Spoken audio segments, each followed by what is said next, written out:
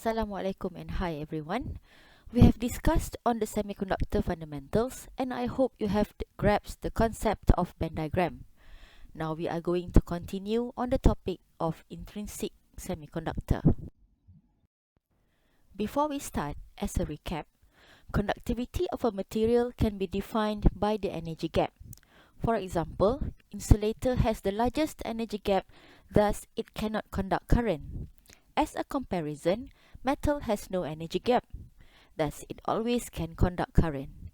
On the other hand, semiconductor has a moderate energy gap, thus it can be an insulator at a time and it can also conduct current under specific conditions. This is the special characteristics of a semiconductor that makes it a special material for transistors in all our devices, because transistors are known to act as switches in our device. Transistors as switches makes it possible for memory devices to store memory, or devices to send binary data, or to define colors in digital displays. In other words, semiconductor is the most important material in all of our electronics technology. Carriers in semiconductors are electrons and holes. In order to conduct current, electrons must be at the conduction band and holes must be at the valence band. In this video, we are going to discuss on the intrinsic semiconductor.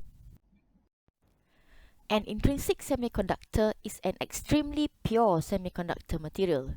Theoretically, an intrinsic semiconductor has no impurities or even crystal defect. The electrons and holes in the intrinsic semiconductor are originally from the material itself. The total number of electrons in a semiconductor is given by N node and holes by P node. In an intrinsic semiconductor, N node is the same value with Ni. Ni is the number of electrons in an intrinsic semiconductor, which is a fixed value and unique for each of semiconductor material. Since in intrinsic semiconductor, the number of electrons are the same as the number of holes, thus we can derive the most important equation, which is N node P node equals to N squared.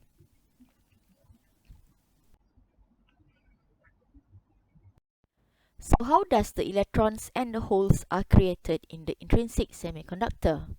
Remember that in order to conduct current, electrons must be at the conduction band and holes must be at the valence band. Thus, electrons must be at the conduction band to be considered as N node and holes must be at the valence band as P node. At room temperature, electrons in a semiconductor will have enough energy to jump from the valence band to conduction band. Thus, when one electron leaves the valence band, the position of that electron, which is now an empty spot in the valence band, is called hole. That is why the number of holes in the valence band is the same as the number of electrons that jumps from the valence band to the conduction band. The electrons and holes in the intrinsic semiconductor are created simultaneously. Thus, in an intrinsic semiconductor, it is always N node equals to P node equals to Ni. Let's see the influence of temperature to the intrinsic semiconductor. At a very low temperature, 0 Kelvin, there is no electron at the conduction band. At 0 Kelvin, all electrons are in the valence band and they occupy all the spots in the valence band. This can be depicted by the band diagram in the right. We can see that there is no electron in the conduction band, and since the electrons are all occupying the sites in the valence band, there is also no hole at the valence band at 0 Kelvin. For the bonding model, all the covalent bonding are complete and there is no free electron in the bond model. When the material is at higher temperature, larger than 0 Kelvin, electrons started receiving energy from the heat. Thus, some electrons from the valence band will start to move to the conduction band. The electrons that move to the conduction band will create holes in the valence band. As for the bonding model, the covalent bonding between the silicon atoms can be broken at higher temperature. This is because the electron has enough energy to break the bonding and become free electrons.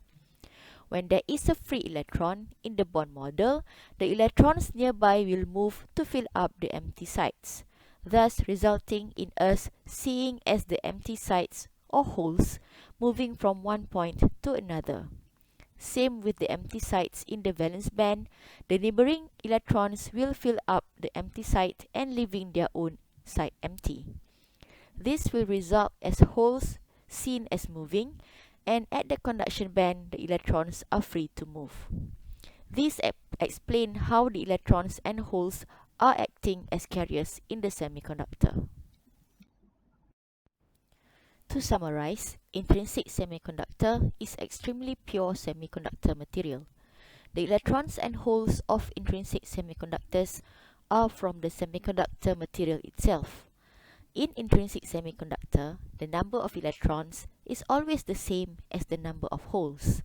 This is because for every electron that is excited to the conduction band will create the same number of holes at the valence band.